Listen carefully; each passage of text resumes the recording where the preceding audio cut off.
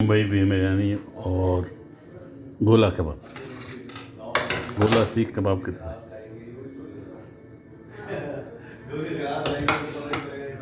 मैं अपने लिए निकालूं,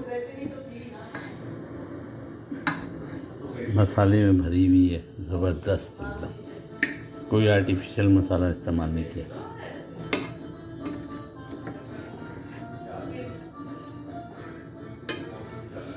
बाज़ारी मसाला नहीं है, घर का सारा मसाला है।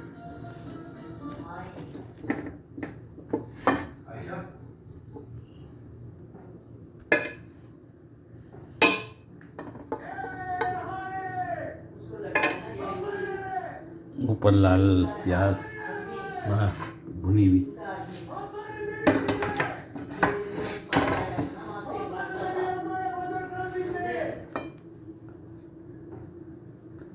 और कबाब।